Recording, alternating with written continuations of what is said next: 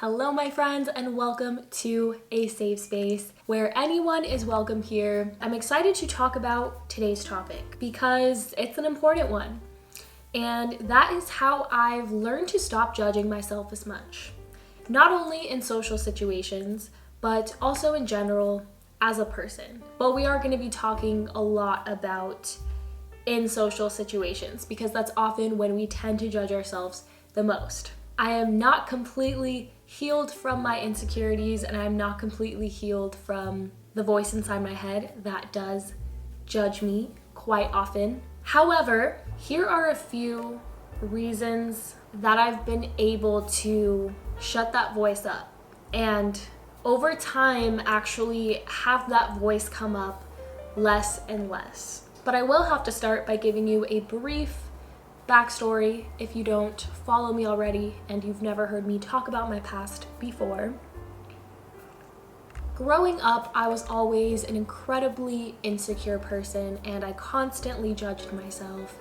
And not only did I judge myself, but I hated myself. I hated myself. I would tell myself that all the time. And anxiety in social situations is something that has not gone away for me. It is something that I deal with frequently. But I guess the difference now is that now I can more so just observe those feelings of anxiety and see them for what they are, which is just feelings of anxiety. Whereas before, I would kind of beat myself up after many social interactions. There's a big difference between realizing, okay, I'm having anxiety right now. I just need to calm down. I just need to be present in this interaction and stop thinking about if anyone's judging me, because they're most likely probably not. There's a difference between that and feeling like you're the problem and you're the reason why the interaction went so badly. However, this video is not really about social anxiety per se, because it's not always social anxiety that is the reason why we're judging ourselves in social situations. Honestly, almost everyone judges themselves regardless of whether they're shy or extroverted or whatever. You know, that's something that we all deal with, is judging ourselves. But I'm basically just going to be sharing with you 3 mindset shifts, I guess you could call them, and how shifting my perspective to these mindsets has allowed me to not judge myself as much anymore. So getting into the first one. While getting along with others is a necessary skill, we are not required to connect with everyone. I used to try to force connections with people or feel shame when I didn't have anything to say, feeling like we have to connect with everyone or most people, and if we don't, well, that just means that there's something wrong with us. I think this is a trap that we often fall down. I think because in society, extroverts and outgoing people are very glorified, but we have to understand that there's over 7 billion people on the planet, and obviously we are not going to connect with every person. However, I don't want to take away the fact that networking and being able to connect with others is a very valuable skill as well. And it's totally and 100% a skill that can be learned and mastered by pretty much anyone if you do want to get better at talking to people. But for the sake of the topic that we're having in this conversation today, which is how to stop judging ourselves, well, it's important to realize that we do not have to connect with everyone and we don't have to force connections, and that doesn't mean that there's anything wrong with us. That just means that we simply do not vibe with that person. I have found that over the years, as I get older and more mature than many people in my age group, and as I get even more passionate about very specific things, I find it harder to connect with most people that I come across in my everyday life. And I can still have surface level conversations with them, and I can still get along with people, of course, but I've had to accept that there are going to be many people that I have interactions with where I just don't necessarily vibe with the person, and that's okay. The most important thing to remember is it's not a reflection of me. It's not a reflection of you. It just is what it is. Now, the second thing is I rather speak authentically and speak much less than fill the silence with filler words. As I said before, I used to try to force connections with others. I used to try to fill the silence with filler words and force conversations because I felt shame if I was perceived as a more quiet, introverted person.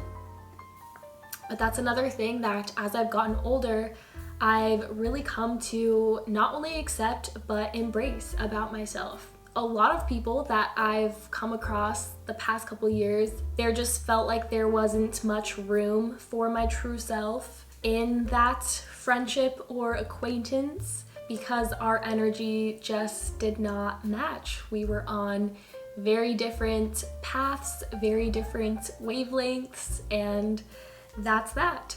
If you ever find someone really attractive or really charismatic, likely one of the main reasons you find them very attractive is because of the things that they say. When they talk, it's something worth saying, and that's why they're so charismatic. It's okay to be the quiet one because most likely when you do have something to say, it's very much worth saying. Now, the third kind of state of mind that I always carry with me, and this has really allowed me to judge myself less, possibly more than anything else that I've said in the video thus far, and that is whatever people's perceptions of me are does not define me because they are simply just perceptions. Only I know myself, only I know who I really am, because in every single person's story, my role may be very different. Based off of one person's perception of me, I might have been the villain in that moment. I might have been a little bit rude to them because I was having a bad day. And that might be the only experience they've ever had of me. In some people's stories, I may be weird. In some people's stories, I may be inspiring. In some people's stories, I may be beautiful. Some are jealous of me, and some may pity me. But none of those things are who I actually am. Okay? And that is really the main reason why I've been able to stop judging myself as much. I keep saying as much because let's be real, I still do it, and I'm not gonna sit here and act like I'm perfect and I don't ever judge myself. I just gotta continue deep diving into those subconscious beliefs and try to rewire them, but that's a whole nother video on its own. So those ways of changing how I view myself and how I view my interactions with other people have really changed my life for the better, because I'm not kidding, it used to really tear me down way too much. And that's the thing too, is if you're constantly seeking other people's validation, then you are never going to feel good enough, because you're never going to be good enough for everyone, because there's no way that you can be. It's impossible. So you should just be good enough for your own self. So I hope this video was helpful for you, and if it was, it would mean the absolute world to me if you gave it a like, because that really helps support me in the YouTube algorithm and it helps this video to reach others who need to hear it.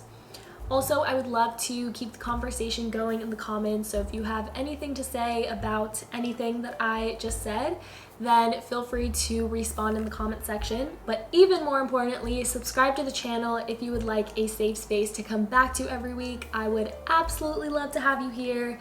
I plan on making much more content. We're evolving, we're upgrading, we're getting better, we're getting more real, and I hope that you're here for that. So thank you so very much for joining me in today's video, and I really hope that I see you in the next one. Blessings to you all.